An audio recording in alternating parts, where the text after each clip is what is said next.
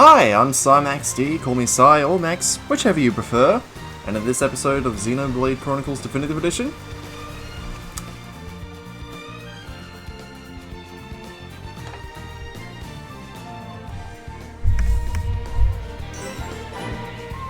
we enter, well, the Kelsh wetland. Or to give the name for the region in its entirety proper,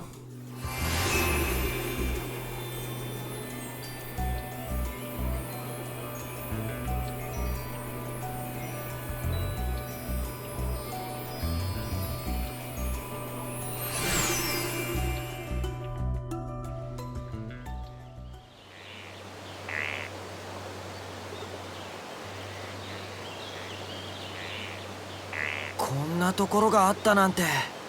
だから言ったろ、シュルク。研究ばっかりしてねえで外に出ろってな。さあ、目指すはここの最深部だ。そこから巨神の上層部に上がる。コロニー6で暮らしてた私たちでも最深部までは行ったことがないけど。そうだな。巨神の上層に近くなればモンスターどもも活性化する。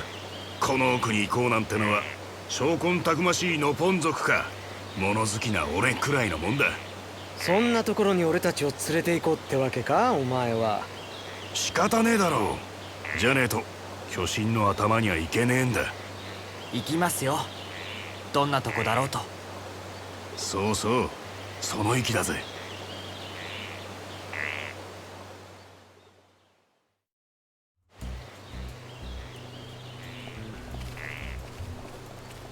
So yeah, it's an interesting place at all. Not that we'll get to see it right away.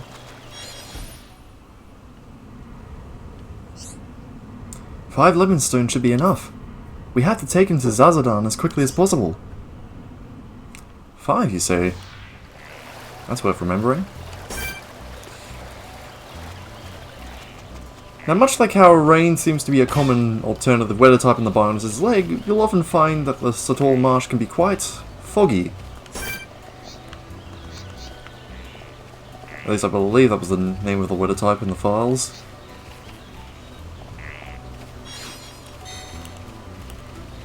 Now you might have noticed, after seeing how much I've been messing with the time in the past couple episodes, that I'm choosing to keep the clock as is. I won't go spoiling the reason why just yet, but I do recommend you go through this marsh during the daytime.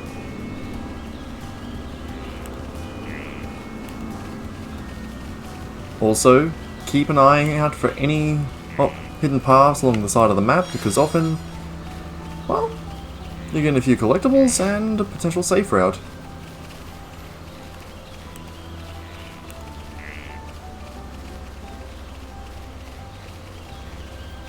But enough about that.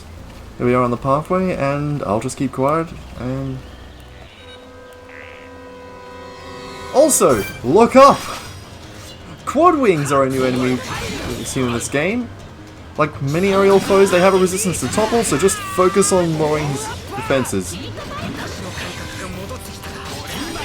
I really need to remember to open up with haste. Just when I said to keep an eye about looking up above, another one gets the drop on me. Oh yeah, there's a lot of them.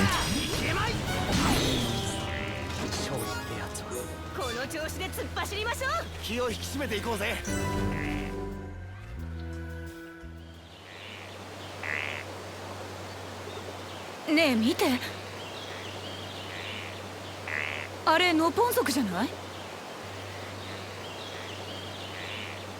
あれやノポン商会の連中だな。こんな場所で何やってんだ？何か事情があるんじゃないかしら。ねえ、行ってみない？うん、そうしよう。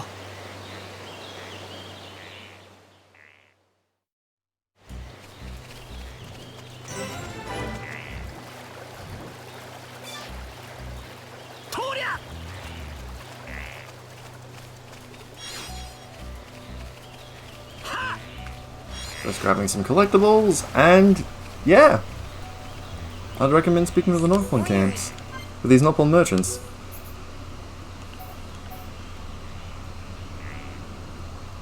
If you're okay with letting your critical rate and auto attack minimum take a minor dip, you can potentially swap out the anti-Macon glaive for the steel cutlass.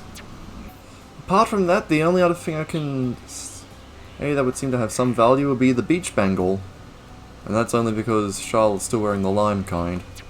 You could also try giving the web sandals a go, although I think I might stick to the survivor shoes because, well, the more agility Ryan has, the better his chances of actually hitting stuff are.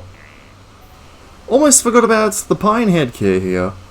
Yeah, it offers a terrain defense reduction, which, well, I'll say this is honestly a good investment if, probably for Ryan, since he has the highest amount of hit points, though I'm using a light armor gear, so that doesn't really matter too much.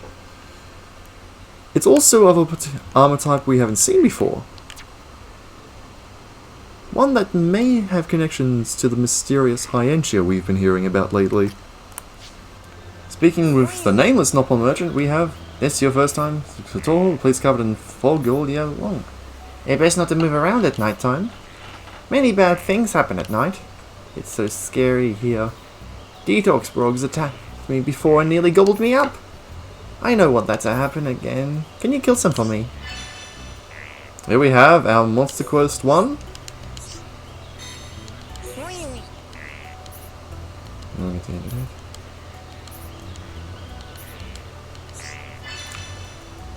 Monster Quest 2, dealing with Copper's Quadwings.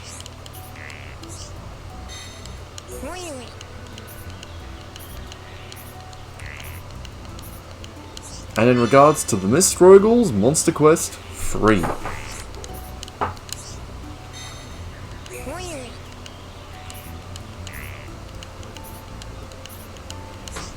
Also Monster Quest 4 with the Officer Wolf.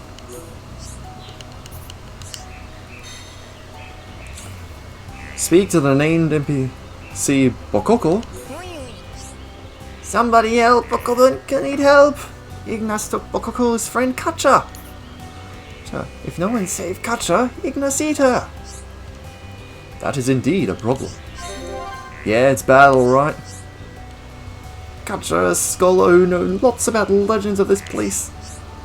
Bokoko think Ignas take Katja for such information. They know we'll eat Katja straight away, but Bokoko still worried. This is serious. But what could the Ignas possibly hope to learn from him? It must be about that big secret, but Bokoko know very much. An important secret? That sounds fascinating. But his safety is the top priority. Ignas took Katja to Exile Fortress. Will you save Katja? Ooh, jungle set. First we're getting into these, and I know exactly who can benefit from them. Thank you so much, but Bokoko think it dangerous to go in from front, so it's better to go in back door if you can. You need to find key to open back door. Not a problem, consider it done. That's right, I'll help too.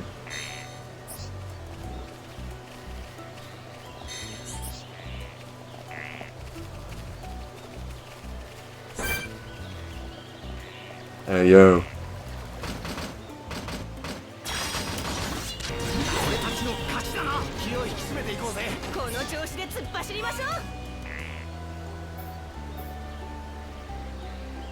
Ooh. I wish I could compare them from this menu, but already we have a significantly better weapon for Darth and that looks... I forgot how ridiculously oversized this thing is! Oh. Go a little north from the camp and you'll find the Detox Brogs.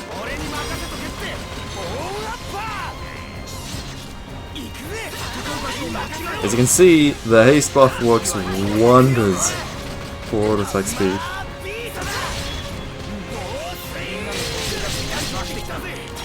Get out of here, you little acid ooper.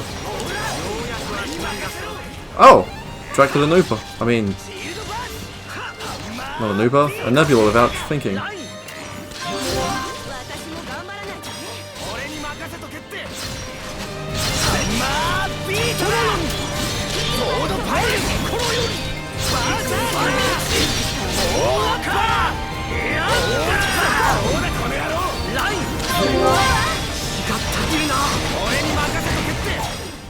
Okay, I made a mistake when it came to the Battle Eye aura. Lock On will fixate the attention of both the target and the inflictor on one another. Don't have Battle Eye on Dunban unless you're solo, unless you're fighting a single enemy.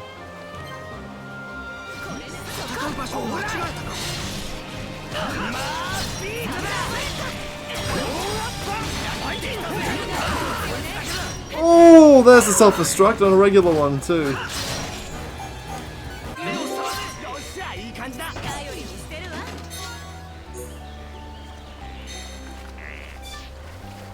Well, that took longer to defeat a single Brog than I thought. She wants us to collect free white Brog livers. Can you really eat these things?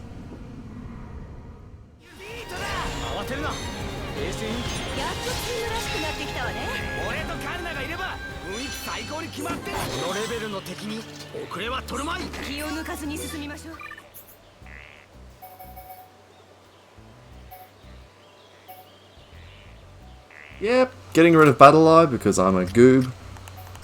I'll keep Covert Stance on because, as effective as Tranquilizer is, completely freezing aggro and preventing enemies from and reducing any damage from enemies that are currently targeting Shala is pretty useful.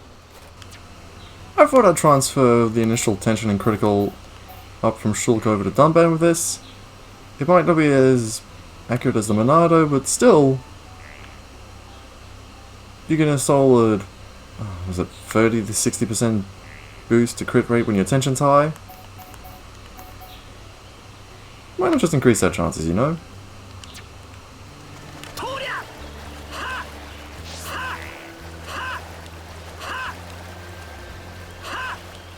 Also, here's how you get around the swamp water fast.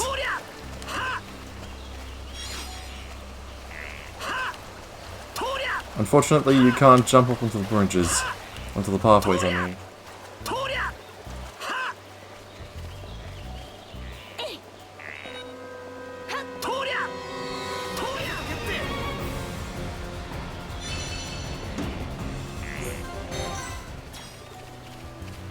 Now, if we head up along this little slope here south to the merchant camp,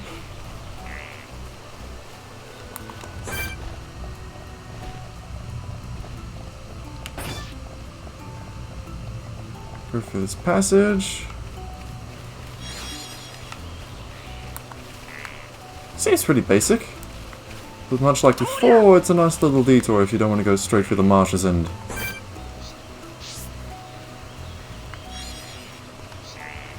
Okay, those are just regular wolves.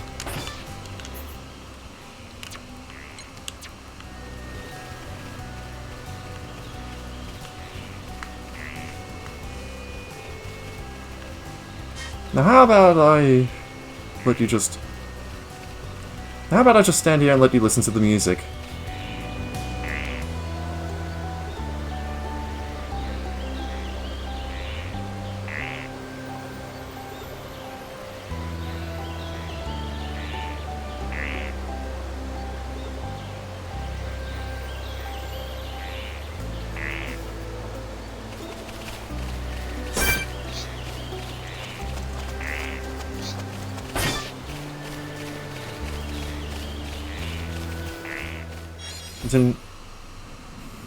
Considering on alternate paths.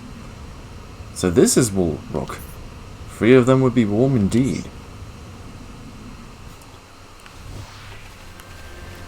Continuing with branching paths and alternate ways around the marsh. Go away, you.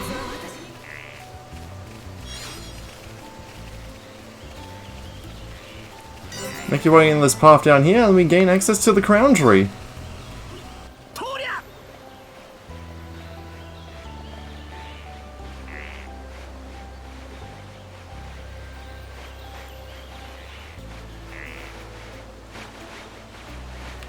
Also, can we just talk about the fact that Dunban is able to climb with one arm? That is some crazy strength. Here we have a heart-to-heart we can't view yet, but I figured I'd show it to you guys just so we know it. Now we could continue over this way towards the main path. We'll deal with them shortly. Backtracking a fair bit, we head this way. Through the little arch here, and here's access to an electric ether deposit.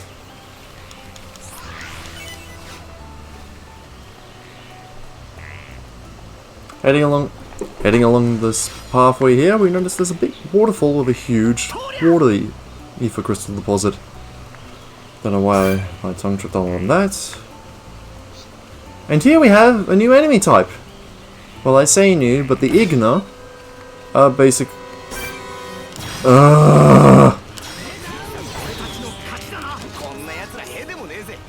Okay, with that interference out of the way, I can talk about the Igna. Much like the Turkin, these reptilian humanoids, Birdmen, Beastmen, whatever, they often come in packs, have similar strategies to our party, and most importantly, they can execute their own chain attacks, as in... The question is whether we'll see it in time with this.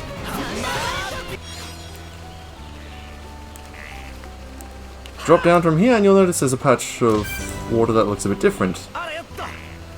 You remember that unique helmet with the terrain defense? Well...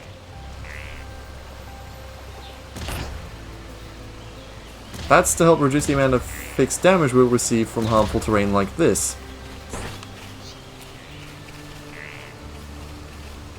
Now unfortunately we do have to go through because... yeah, I know these poison brogs are necessary. Drop something for a quest, but I figured I'd just grab some while here.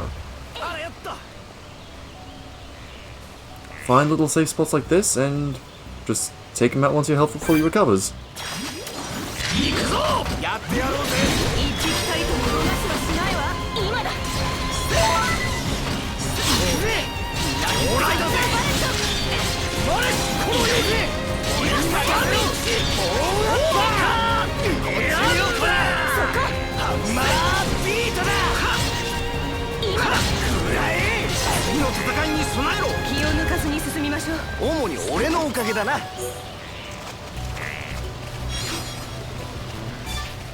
How fitting that a venom platypus would be found here.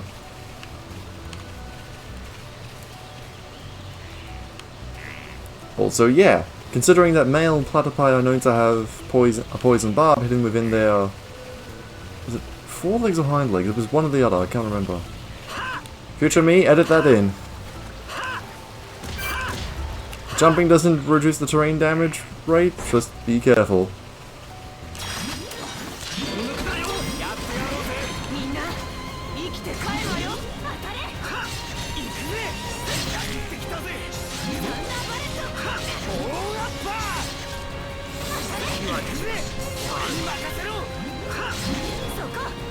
Also, yeah, don't manage to draw the aggro just through auto-attacking. Haste is that powerful. That's how powerful haste is.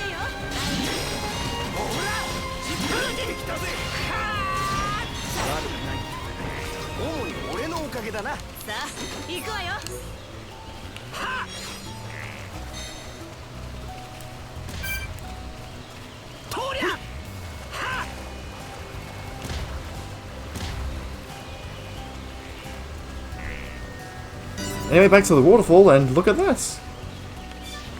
If I recall, that chime we heard while finding the Zoldania waterfall means... yep, Charlotte unlocked her adrenaline. And because heavy equipment are very rare, and we also have fashion gear, so if there was any heavy gear I could just show that, I'm going to switch her back to Devotion.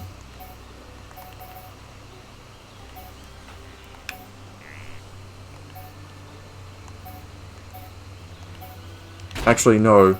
Perseverance. I definitely want to get this cool-off reduction thing ASAP.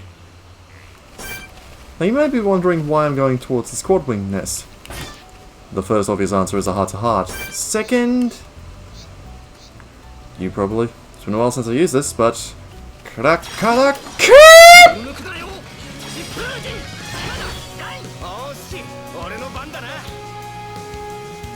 Yeah, I forgot to mention, because I'm a goob. In this version of Xenoblade, the enraged condition, as known by every other entry, is called the Crazed Aura. It doesn't just boost the stats and haste buffs, but also makes them immune to top 1 days. Anyways! Now the reason for raiding these quad wings is to get to this heart-to-heart. We'll get back to it when the time's right. Also, that pun was not intentional, but it still technically is a... yeah.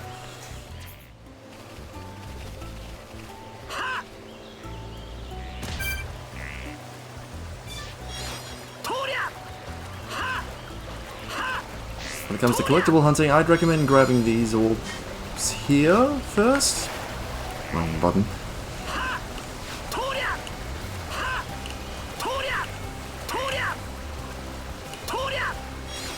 And just a word of warning, you can jump down this creek here, but getting back up is a bit of a challenge.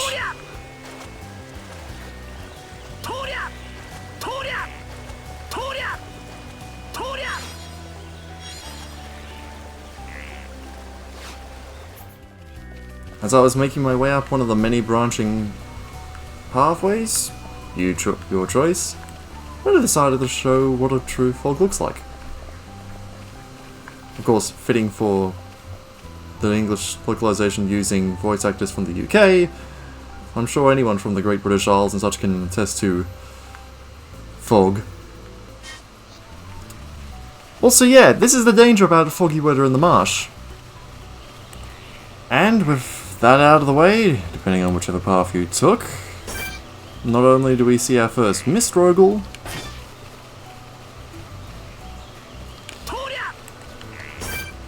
okay, that's just it. I'd say we've come a good distance. Next time on Xenoblade Definitive Edition, we continue making our way through the marsh. I mean, we've only about...